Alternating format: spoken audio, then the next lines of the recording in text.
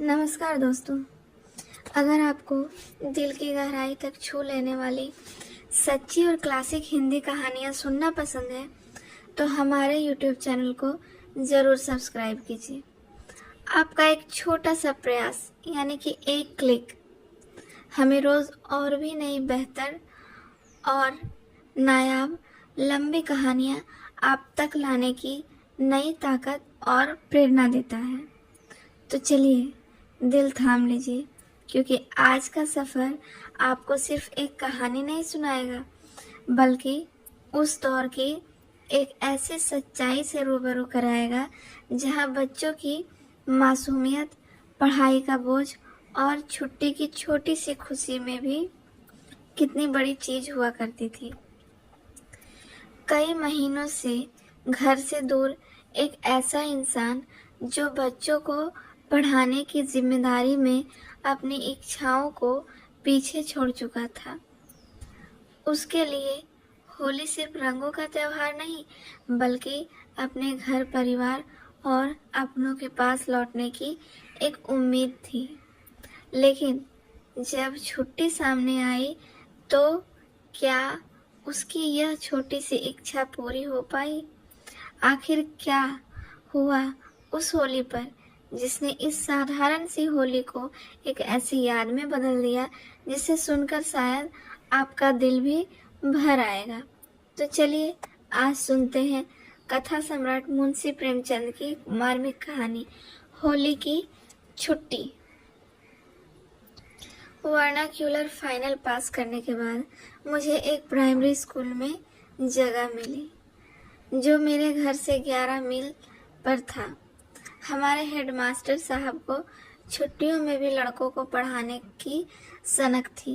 रात को लड़के खाना खाकर स्कूल में आ जाते और हेडमास्टर साहब चारपाई पर लेटकर अपने खर्राटों से उन्हें पढ़ाया करते। जब लड़कों में धौल धप्पा शुरू हो जाता और शोरगुल मचाने लगते तब एकाएक वह खरगोश की नींद से चौंक पड़ते और लड़कों को 2-4 तकाचे लगाकर फिर अपने सपनों के मजे लेने लगते। 11-12 बजे रात तक यही ड्रामा होता रहता, यहाँ तक कि लड़के नींद से बेकरार होकर वहीं टाट पर सो जाते थे। अप्रैल में सालाना इम्तिहान होने वाला था, इसलिए जनवरी से हाय तौबा मची हुई थी। नाइट स्कूलों पर भी इतनी रियायत थी कि रात की क्लासों में भी उन्हें न तलब किया जाता था, मगर छुट्टियां बिल्कुल भी न मिलती थी।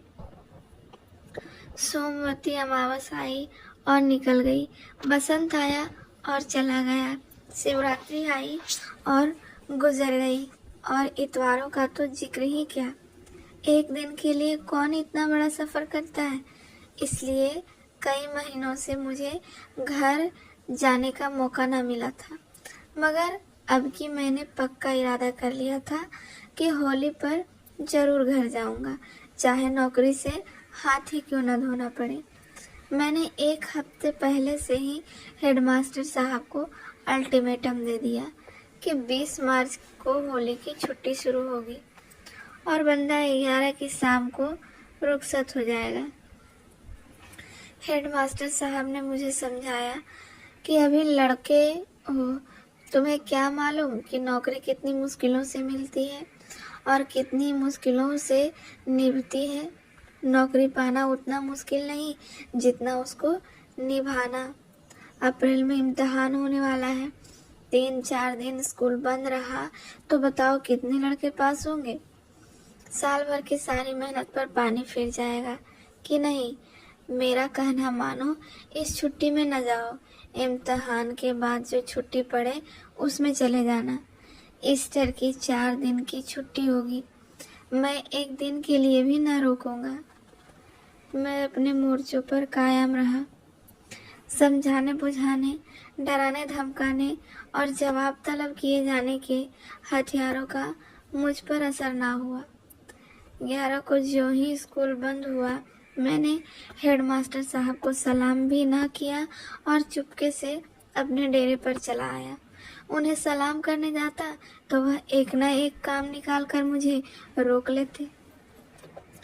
रजिस्टर में फीस की मीज़ान लगाते जाओ, औसत हाजिरी निकालते जाओ, लड़कों की कॉपियां जमा करके उन पर संशोधन और तारीख सब पूरी कर दो। गोया यह मेरी आखिरी सफ़र है और मुझे ज़िंदगी के सारे काम अभी ख़त्म कर देने चाहिए। मकान पर आकर मैंने चटपट अपनी किताबों की पोटली उठाई, अपना हल्का लिहाफ कंधे पर रखा और स्टेशन पर चल पड़ा। गाड़ी 4:04 पर जाती थी। स्कूल की गाड़ी हाजिरी के वक्त हमेशा आधा घंटा तेज और छुट्टी के वक्त आधा घंटा सुस्त रहती थी। 4 बजे स्कूल बंद हुआ। मेरे ख्याल में स्टेशन पहुंचने के लिए काफ़ी वक्त था।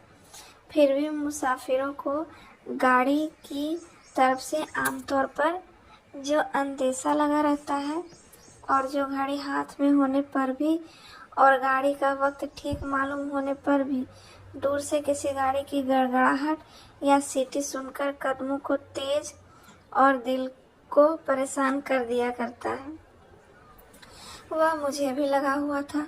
किताबों की पोटली भारी थी, उस पर कंधे पर लिहाफ बार बार हाथ बदलता और लपका चला जाता था। यहाँ तक कि स्टेशन कोई 2 फर्लांग से नजर आया। सिग्नल डाउन था। मेरी हिम्मत भी उस सिग्नल की तरह डाउन हो गई। उम्र के तगाजे से 100 कदम दौड़ा जरूर, मगर यह निराशा की हिम्मत थी। मेरे देखते ही देखते गाड़ी आई, 1 मिनट ठहरी और रवाना हो गई।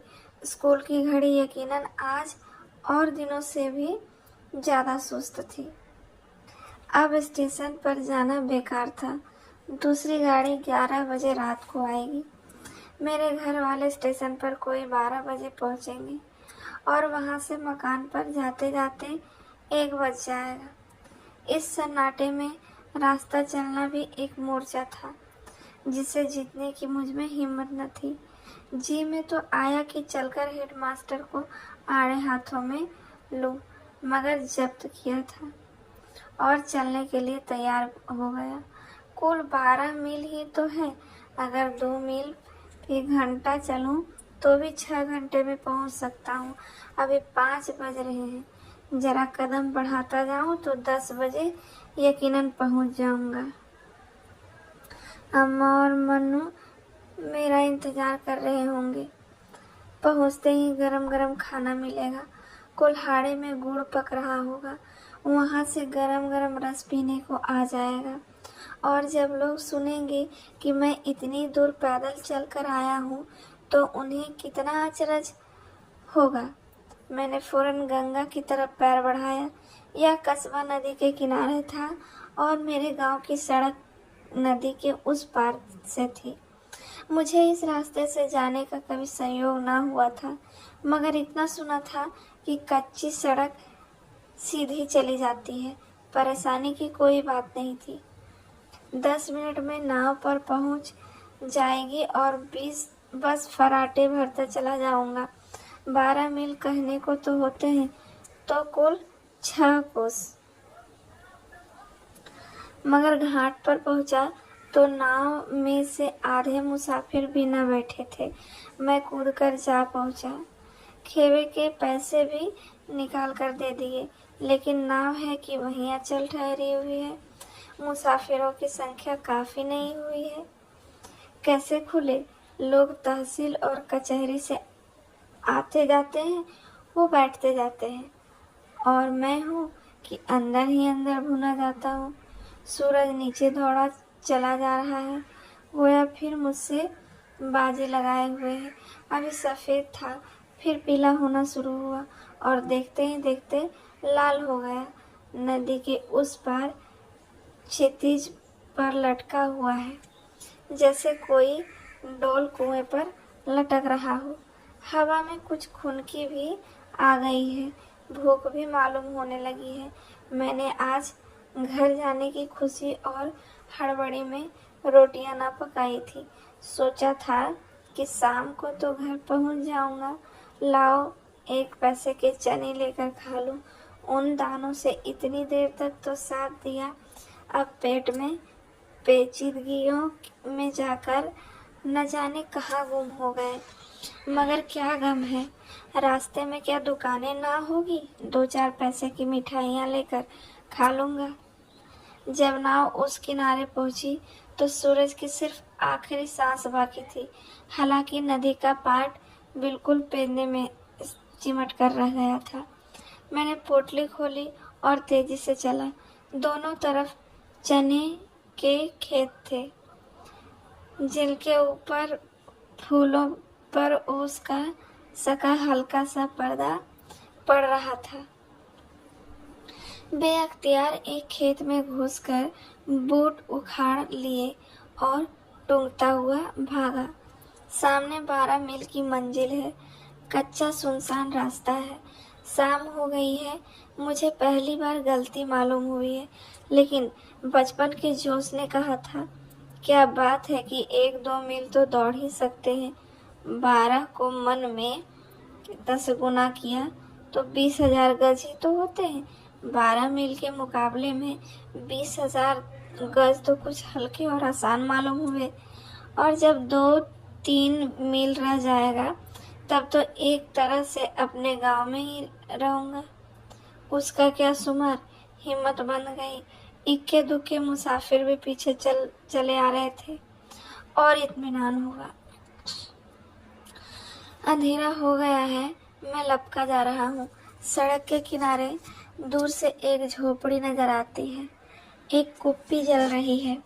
जरूर किसी बनिए की दुकान होगी, और कुछ न होगा तो गुड़ और चने तो मिल ही जाएंगे। कदम और तेज करता हूँ। झोपड़ी आती ही उसके सामने एक क्षण के लिए निलाए खड़ा हो जाता हूँ। 4-5 आदमी उकड़ाऊ बैठे हैं। बीच में एक बोतल है। हर एक के सामने एक एक कुल्हड़। दीवार से मिली हुई ऊंची गद्दी है, उस पर शाह जी बैठे हुए हैं। उनके सामने कई बोतलें रखी हुई है। जरा और पीछे हटकर एक आदमी कढ़ाई में सूखे मटर भून रहा है। उसकी सौंधी खुशबू मेरे शरीर में बिजली की तरह दौड़ जाती है। बेचैन होकर जेब में हाथ डालता हूँ और 1 पैसा निकालकर उसकी तरफ चलता हूँ, लेकिन पाँव आप ही रुक जाते हैं। यह कलवारिया है। खोचे वाला पूछता है, क्या लोगे? मैं कहता हूँ कुछ नहीं, और आगे बढ़ जाता हूँ। दुकान भी मिली तो शराब की।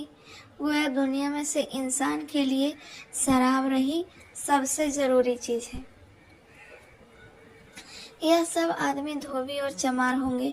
दूसरा कौन शराब पीता है देहात में? मगर वह मटर का आकर्षक सोंधापन मेरा पीछा कर रहा है और मैं भागा जा रहा हूँ। किताबों की पोटली जी का जंजाल हो गया है। ऐसी इच्छा होती है कि इसे यहीं सड़क पर पटक दूं। उसका वजन मुश्किल से 5-6 सेर होगा, मगर इस वक्त मुझे मन भर से ज्यादा मालूम हो रही है। शरीर में कमजोरी महसूस हो रही है। पूर्णमासी का चांद पेड़ों के ऊपर जा बैठा है और पत्तियों के बीच से जमीन की तरफ झांक रहा है। मैं बिल्कुल अकेला जा रहा हूँ, मगर दर्द बिल्कुल नहीं है। भूख ने सारी चेतना और दबा रखा है और खुद उस पर हावी हो गया है। आहा, यह गुड़ की खुशबू कहाँ से आई? कहीं ताजा गुड़ पक रहा है। कोई गांव का रिव्यू होगा। हाँ, वह आमों के झुरमुट में रोशनी नजर आ रही है, लेकिन वहाँ 2 पैसे का गुड़ बेचेगा या यूं मुझसे मांगा न जाएगा? मालूम नहीं लोग क्या समझे। आगे बढ़ता हूँ, मगर जबान से ला टपक रही है। गुड़ से मुझे बड़ा प्रेम है। जब कभी किसी चीज की दुकान खोलने की सोचता था तो वह हलवाई की दुकान होती थी। बिक्री हो या ना हो, मिठाइयाँ तो खाने को मिलेगी। हलवाइयों को देखो, हमारे मोटापे के हिल नहीं सकते, लेकिन वह बेवकूफ होते हैं।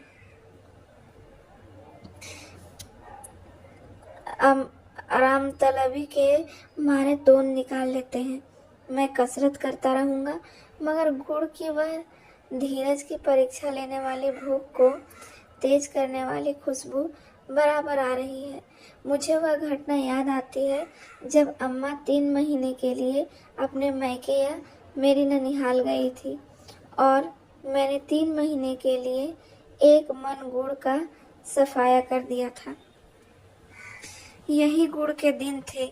नाना बीमार थे, अम्मा को बुला भेजा था। मेरा इम्तिहान पास था, इसलिए मैं उनके साथ ना जा सका। मुन्नू को लेती गई। जाते वक्त उन्होंने एक मन गुड़ लेकर उस मटके में रखा और उसके मुंह पर सकोरा रखकर मिट्टी से बंद कर दिया। मुझे सख्त ताकीद कर दी गई कि मटका ना खोलना। मेरे लिए थोड़ा सा गुड़ एक हांडी में रख दिया था। वह हांडी मैंने एक हफ्ते में सफा चट कर दी। सुबह को दूध के साथ गुड़, रात को फिर दूध के साथ गुड़, यहाँ तक कि जायज खर्चा था, जिस पर अम्मा को भी कोई एतराज ना हो सकता था। मगर स्कूलन से बार बार पानी पीने के बहाने घर आता और 2-1 पिंडियाँ निकाल कर खा लेता। उसकी बजट में कहाँ गुंजाइश थी और मुझे गुड़ का ऐसा चस्का पड़ गया है कि हर वक्त वही नशा सवार रहता है। मेरा घर में आना गुड़ के सिर में सामत आना था। एक हफ्ते में हांडी ने जवाब दे दिया, मगर मटका खोलने की सख्त मनाही थी और अम्मा के धज्जर ज्ञान आने से अभी 2.25 महीने बाकी थे। एक दिन तो मैंने बड़ी मुश्किल से जैसे तैसे सब्र किया, लेकिन दूसरे दिन की आह के साथ सब्र जाता रहा और मटके को बंद कर दिया और संकल्प कर लिया कि इस हांडी को तो 3 महीने चलाऊंगा। चले या ना चले, मैं चलाए जाऊंगा। मटके को वह 7 मंजिल समझूंगा जिसे रुस्तम भी ना खोल सका। मैंने मटके की पिंडियों को कुछ इस तरह से कैंची लगा कर रखा कि जिसे बाज दुकानदार दिया सलाई की डिब्बियां भर देते हैं। एक हांडी गुड़ खाली हो जाने पर भी मटका मुंहों भरा रह गया। अम्मा को पता ही नहीं चलेगा। सवाल जवाब की नौबत ही कैसे आएगी। मगर दिल और जान में वह खींचतान शुरू हुई कि क्या कहूँ, और हर बार जीत जवान की के हाथ रहती थी।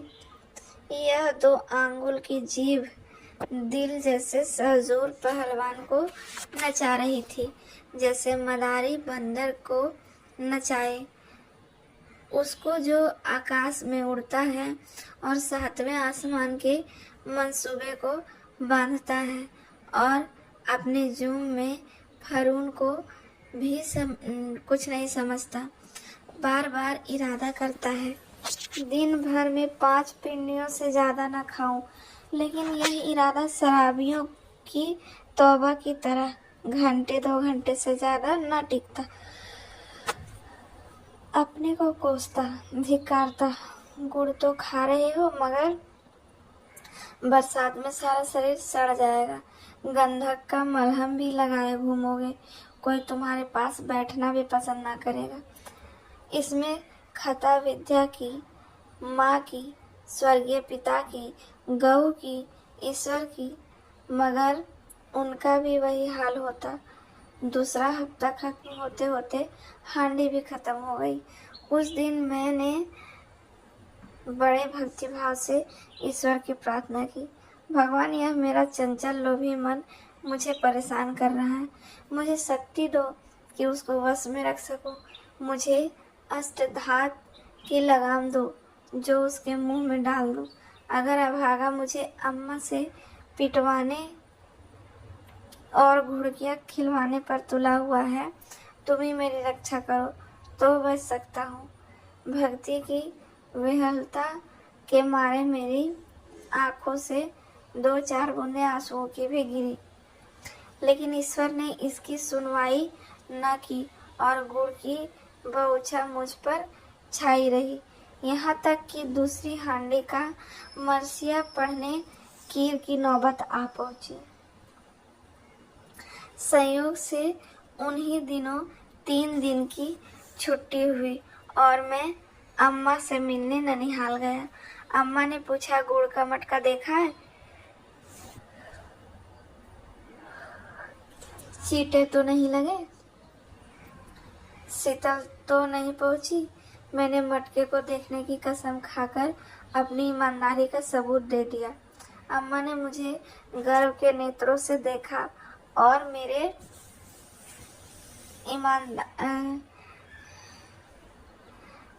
आज्ञा का पालन के पुरस्कार स्वरूप मुझे एक हांडी निकाल लेने की इजाजत दी। हाँ, ताकीद भी करा दी कि मटका का मुंह अच्छी तरह बंद कर देना। अब तो वहाँ मुझे एक एक दिन एक एक तरह बंद रहने की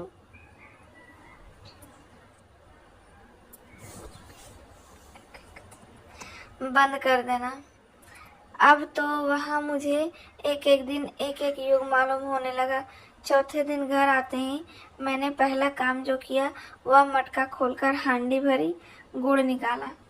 एक बारगी 5 पिंडियाँ उठाकर गया। फिर वही गुड़बाजी शुरू हुई। अब क्या गम है, अम्मा की इजाज़त मिल गई थी। सैया वाले कोतवाल और 8 दिन में हांडी गायब। आखिर मैंने अपने दिल की कमजोरी से मजबूत होकर मटके की कोठरी की दरवाजे पर ताला तोड़ दिया और कुंजी दीवार की एक मोटी संधि में डाल दिया। अब देखें तुम गुड़ कैसे खाते हो। इस संधि में से कुंजी निकालने का मतलब यह था कि 3 हाथ दीवार खोद डाली जाए, और यह हिम्मत मुझ में न थी। मगर 3 दिन में ही मेरे धीरज का प्याला छलक उठा और इन 3 दिनों में भी दिल की जो हालत थी वह बयान करने से है।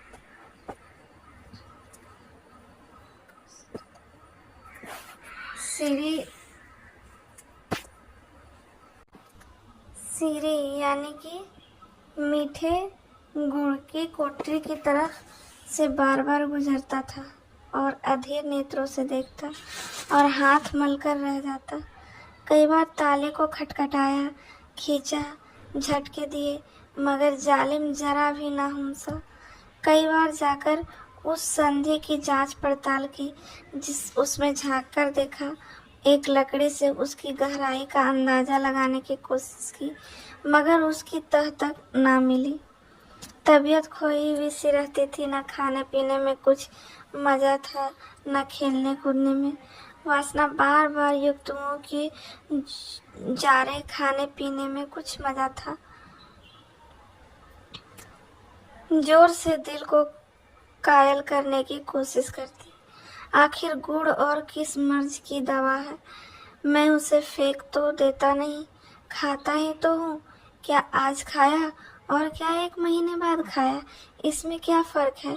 अम्मा ने मनाही की है बेशक, लेकिन उन्हें मुझसे एक उचित काम से अलग रखने का क्या हक है। अगर वह आज कहे कि खेलने मत जाओ, या पेड़ पर मत चढ़ो, या तालाब में तैरने मत जाओ, या चिड़ियों के लिए कंपा मत लगाओ, तितलियां मत पकड़ो, तो क्या मैं माने लेता हूँ। आखिर चौथे दिन वासना की जीत हुई। मैंने तड़के उठकर एक कुदाल लेकर दीवार खोदना शुरू किया। संधि थी ही, खोदने में ज़्यादा देर ना लगी। आध घंटे के घनघोर परिश्रम के बाद दीवार से कोई गज भर लंबा और 3 इंच मोटा चप्पड़ टूटकर नीचे गिर पड़ा और संधि की तह में वह सफलता की कुंजी पड़ी हुई थी, जैसे समुंदर की तह में मोती के सीप पड़ी हो। मैंने झटपट उसे निकाला और फौरन दरवाज़ा खोला। मटके से गुड़ निकालकर हांडी में भरा और दरवाज़ा बंद कर दिया। मटके में इस लूटपाट की से स्पष्ट कमी पैदा हो गई थी। 1000 तरकीबें आजमाने पर भी इसका गढ़ा न भरा। मगर अब की बार मैंने चटोरेपन की अम्मा की वापसी तक खात्मा कर देने के लिए कुंजी को कुएं में डाल दिया। किस्सा लंबा है। मैंने कैसे ताला तोड़ा, कैसे गुड़ निकाला और मटका खाली हो जाने पर कैसे फोड़ा और उसके टुकड़े रात को कुएं में फेंक दिए। अम्मा आई तो मैंने कैसे रो रो कर उनसे मटके की चोरी हो जाने की कहानी कही। यह बयान करने लगा तो यह घटना तो मैं जो आज लिखने बैठा हूँ अधूरी रह जाएगी। चुनांचे इस वक्त गुड़ की उस मीठी खुशबू ने मुझे बेसुध बना दिया, मगर मैं सब्र करके आगे बढ़ा। ज्यों-ज्यों रात गुजरती थी, थकान से चूर होता था, यहाँ तक कि पाँव कांपने लगे। कच्ची सड़क पर गाड़ियों के पहिए की लीक पड़ गई थी। जब कभी लीक में पाँव चला जाता तो मालूम होता कि किसी गहरे गड्ढे में गिर पड़ा हूँ। बार बार जी में आता यही सड़क के किनारे लेट जाऊं। किताबों की छोटी सी पोटली मन भर की लगती थी। अपने को कोसता था कि किताबें लेकर क्यों चला। दूसरी जबान का इम्तिहान देने की तैयारी कर रहा था, मगर छुट्टियों में एक दिन भी तो किताब खोलने की नौबत ना आएगी। खामखा यह बोझ उठाए चला आता हूँ। ऐसा जी झुंझलाता था कि इस मूर्खता के बोझ को वहीं पटक दूं। आखिर टांगों ने चलने से इनकार कर दिया। एक बार मैं गिर पड़ा और संभल कर उठा तो पांव थरथरा रहे थे। अब बगैर कुछ खाए पैर उठना दुभर था, मगर यहाँ क्या खाऊं। बार बार रोने को जी चाहता था। संजोग से एक ईख का खेत नजर आया। अब मैं अपने को रोक न सका। चाहता था कि खेत में घुसकर 4-5 ईख तोड़ लूं और मजे से रस चूसता हुआ चलूं। रास्ता भी कट जाएगा और पेट में भी कुछ पड़ भी जाएगा। मगर मेड़ पर पाँव रखा ही था कि कांटों में उलझ गया। किसान ने शायद मेड़ पर कांटे बिखेर दिए थे, शायद बेर की झाड़ी थी। धोती कुर्ता सब कांटों में फंसा हुआ। पीछे हटा तो कांटों की झाड़ी साथ साथ चली।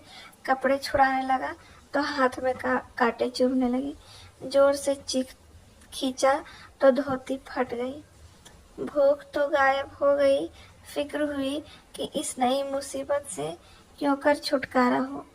कांटों को एक जगह से अलग करता तो दूसरी जगह चिमट जाते। झुकता तो शरीर में चुभते।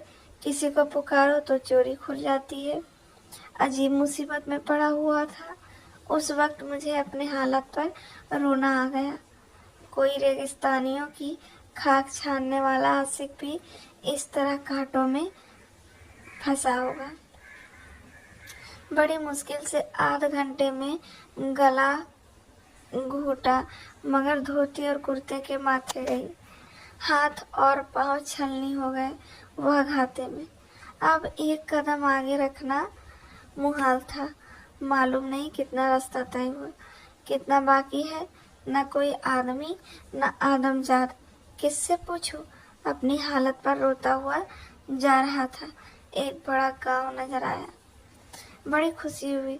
कोई ना कोई दुकान मिल ही जाएगी, कुछ खा लूंगा और किसी से साइबान में पड़ रहूंगा। सुबह देखी जाएगी। मगर देहातों में लोग सरेआम सोने के आदी होते हैं। एक आदमी कुएं पर पानी भर रहा था। उससे पूछा तो बहुत ही निराशजनक उत्तर दिया, अब यहाँ कुछ न मिलेगा। बनिए नमक तेल रखता है, हलवाई की दुकान एक भी नहीं है।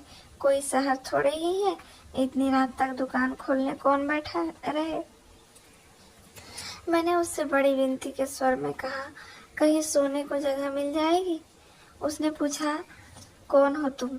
तुम्हारी जान पहचान का यहाँ कोई नहीं है? जान पहचान का कोई होता तो तुमसे क्यों पूछता। तो भाई अनजान आदमी को यहाँ नहीं ठहरने देंगे। इसी तरह कल एक मुसाफिर आकर ठहरा था।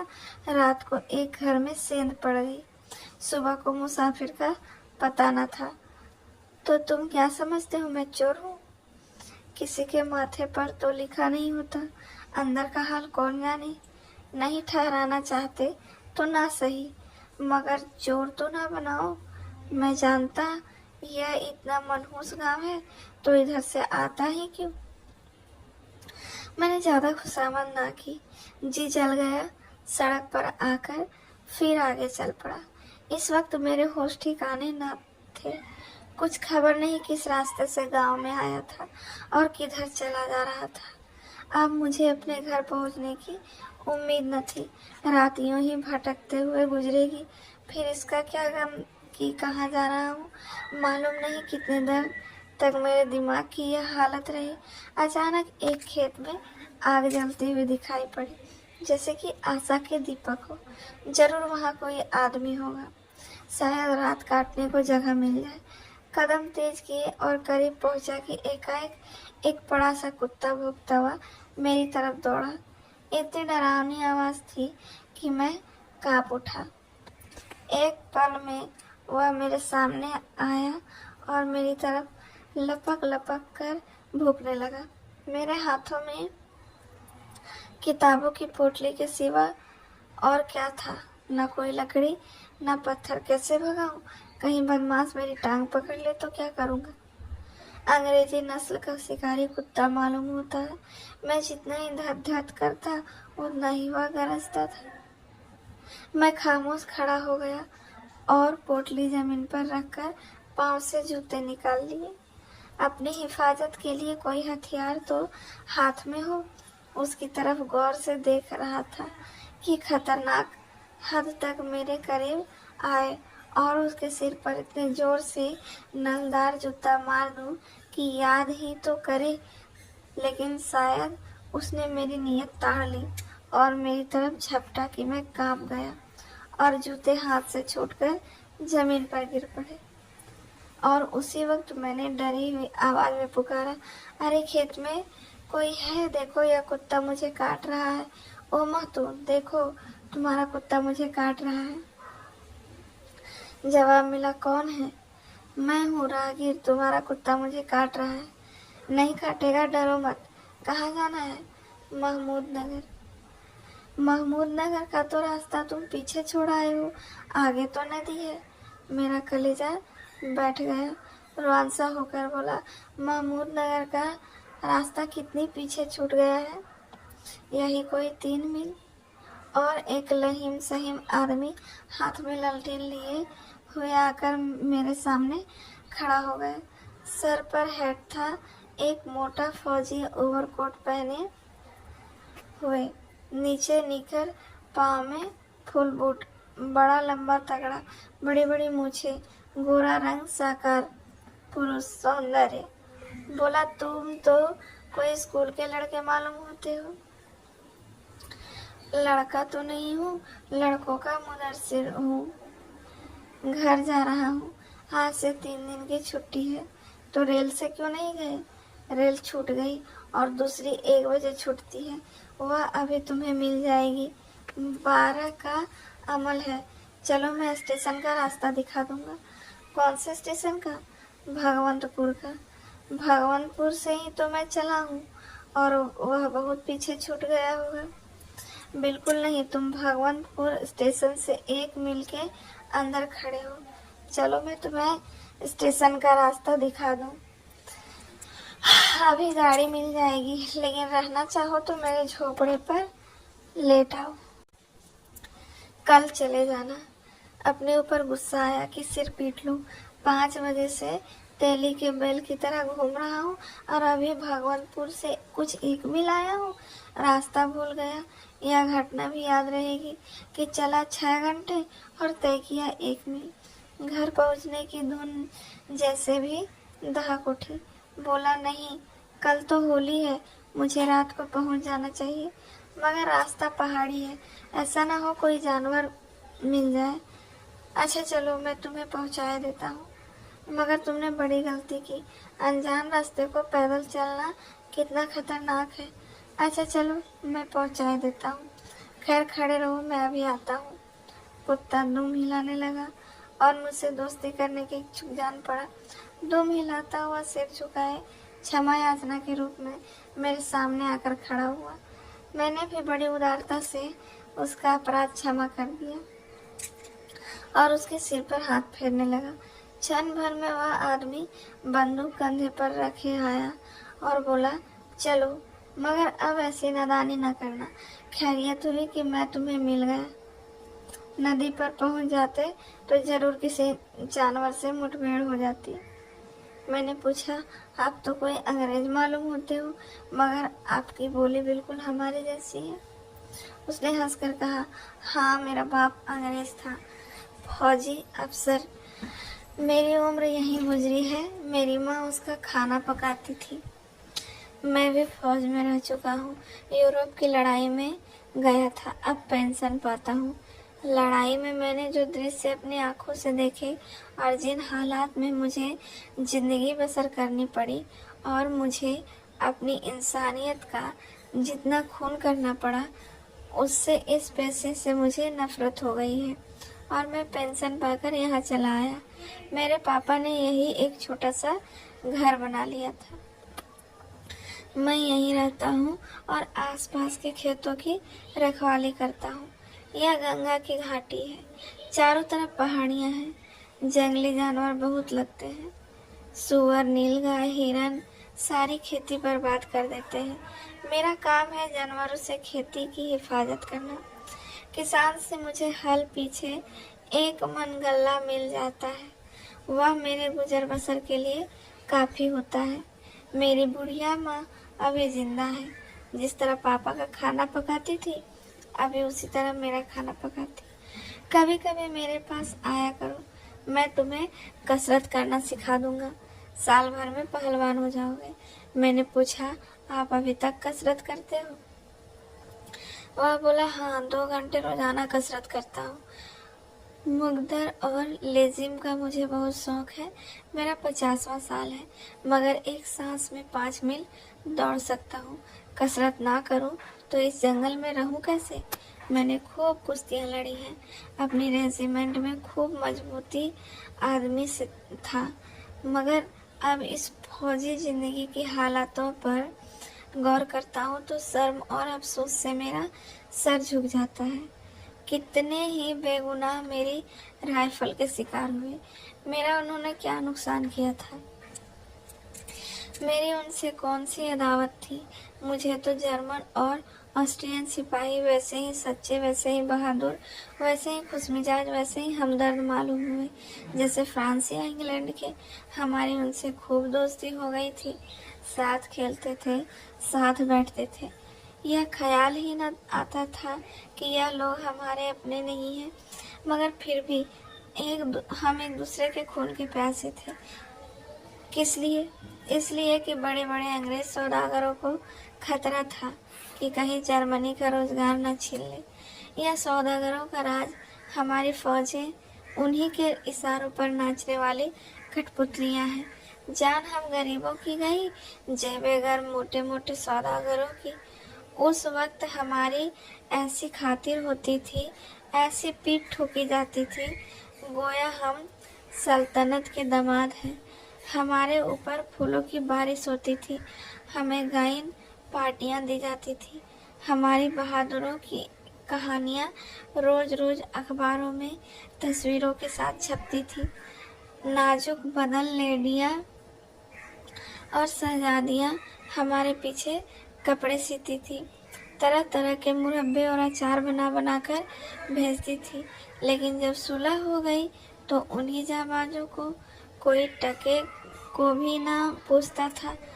कितनों ही के अंग भंग हो गए थे, कोई लूला हो गया था, कोई लंगड़ा, कोई अंधा। उन्हें एक टुकड़ा रोटी भी देने वाला कोई न था। मैंने कितनों ही को सड़क पर भीख मांगते देखा। तब से मुझे इस पेशे से नफरत हो गई। मैंने यहाँ आकर यह काम अपने जिम्मे ले लिया और खुश हूँ। सिपाहीर इसलिए है कि उससे गरीबों की जान माल की हिफाजत हो, इसलिए नहीं कि करोड़पतियों की बेशुमार दौलत और बढ़े। यहाँ मेरी जान हमेशा खतरे में बनी रहती है।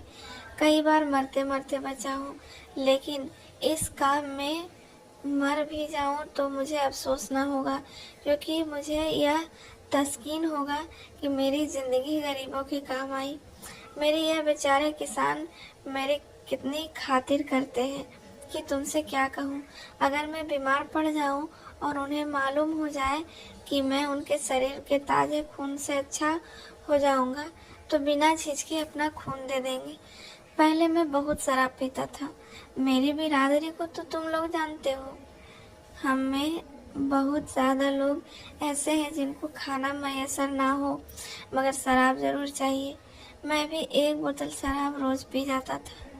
बाप ने काफ़ी पैसे छोड़े थे मगर किफ़ायत से रहना जानता तो ज़िंदगी भर आराम से पड़ा रहता, मगर शराब से सत्यानाश कर दिया। उन दिनों में बड़े ठाठ से रहता था, कॉलर टाई लगाए छैला बना हुआ, नौजवान छोकरियों से आंख लड़ाया करता था। घुड़दौड़ में जुआ खेलना, शराब पीना, क्लब में ताश खेलना और औरतों से दिल बहलाना, यही मेरी जिंदगी थी। 3-4 साल में मैंने 25-30 हजार रुपये उड़ा दिए। कौड़ी कफन को जो न रखी। जब पैसे खत्म हो गए तो रोजी की फिक्र हुई। फौज में भर्ती हो गया मगर खुदा का शुक्र है कि वहाँ से कुछ सीख कर लौटा। यह सच्चाई मुझ पर खुल गई कि बहादुर का काम जान लेना नहीं बल्कि जान की हिफाजत करना है। यूरोप से आकर एक दिन मैं शिकार खेलने लगा और इधर आ गया। देखा कई किसान अपने खेतों के किनारे उदास खड़े हैं। मैंने पूछा क्या बात है, तुम लोग क्यों इस तरह उदास खड़े हो? एक आदमी ने कहा क्या करें साहब, जिंदगी से तंग है, न मौत आती है न पैदावार होती है। सारे जानवर आकर खेत चर जाते हैं। किसके घर से लगान चुकाए, क्या महाजन को दे और क्या अमलों को दे और क्या खुद खाए। कल इन्हीं खेतों को देखकर दिल की कली खिल जाती थी, आज इन्हें देखकर आंखों में आंसू आ जाते हैं। जानवरों ने सफाया कर दिया।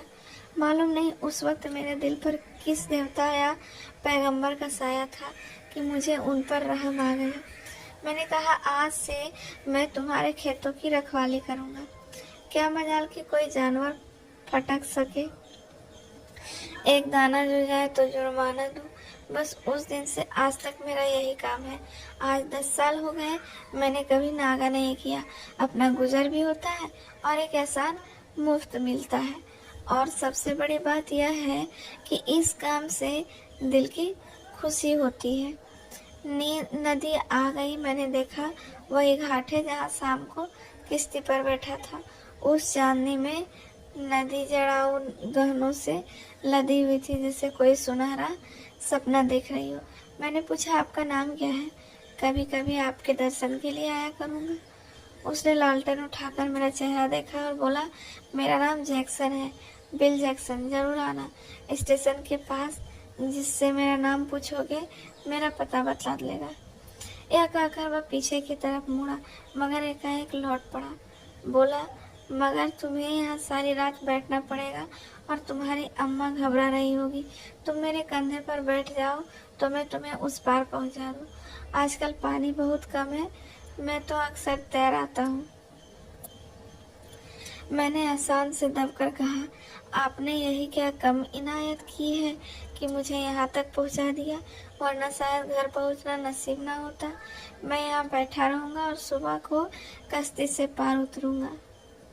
वाह, और तुम्हारी अम्मा रोती होंगी कि मेरे लड़के पर न जाने क्या गुजरी होगी। यह कहकर मिस्टर जैक्सन ने मुझे उठाकर कंधे पर बैठा लिया और इस तरह बेधड़क पानी में घुसे कि जैसे सूखी जमीन है। मैंने दोनों हाथों से उसकी गर्दन पकड़े हूँ, फिर भी सीना धड़क रहा है और रगों में सनसनी सी मालूम हो रही है।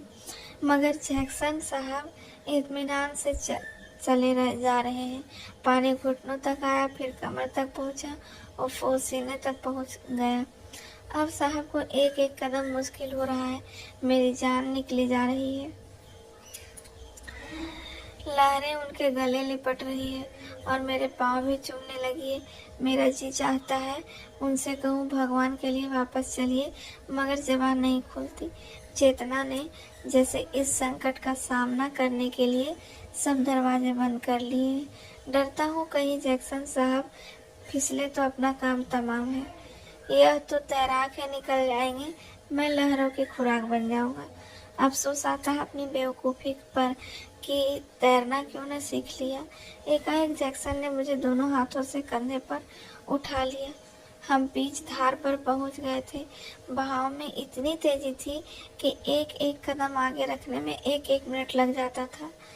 दिन को इस नदी में कितनी ही भर आ चुका था, लेकिन रात को इस मझधार में वह बहती हुई मौत मालूम होती थी।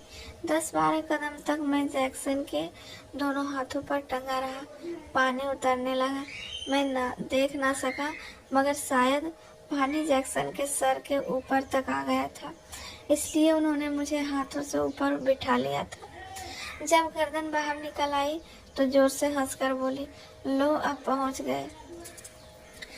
मैंने कहा, आपको आज मेरी वजह से बड़ी तकलीफ हुई। जैक्सन ने मुझे हाथों से उतारकर फिर कंधे पर बैठाते हुए कहा, और आज मुझे जितनी खुशी हुई उतनी आज तक कभी न हुई। जर्मन कप्तान को कत्ल करके भी नहीं। अपनी माँ से कहना मुझे दुआ दे। घाट पर पहुंचकर मैं साहब से रुखसत हुआ। उनकी सज्जनता, निस्वार्थ सेवा और अदम्य साहस का न मिटने वाला असर दिल पर लिए हुए मेरे जी में आया। काश मैं भी इस तरह लोगों को के काम आ सकता। 3 बजे रात को जब मैं घर पहुंचा तो होली में आग लग गई थी। मैं स्टेशन से 2 मील सरपट दौड़ता हुआ गया। मालूम नहीं भूखे शरीर में इतनी ताकत कहाँ से आ गई थी। अम्मा मेरी आवाज़ सुनते ही आंगन से निकल आई और मुझे छाती से लगा लिया और बोली, इतनी रात कहाँ कर दी? मैं तो सांझ से तुम्हारी राह देख रही थी। चलो खाना खा लो। कुछ खाया पिया है कि नहीं? वह अब स्वर्ग में है, लेकिन उनका वह मोहब्बत भरा चेहरा मेरी आंखों के सामने है और वह प्यार भरी आवाज़ कानों में गूंज रही है। मिस्टर जैक्सन से कई बार मिल चुका हूँ। उसकी सज्जनता ने मुझे उसका भक्त बना दिया है और मैं उसे इंसान नहीं, फरिश्ता समझता हूँ। तो दोस्तों, मुंशी प्रेमचंद की यह कहानी यही समाप्त होती है, लेकिन अपने पीछे एक ऐसा सवाल छोड़ जाती है जो शायद हमें देर तक सोचने पर मजबूर कर दे। क्या जिम्मेदारियों और अनुशासन के बीच इंसान की छोटी छोटी इच्छाओं और भावनाओं की कोई कीमत नहीं होती? होली की छुट्टी हमें याद दिलाती है कि कभी कभी किसी के लिए घर लौटने का एक दिन भी पूरी जिंदगी की खुशी के बराबर होता है।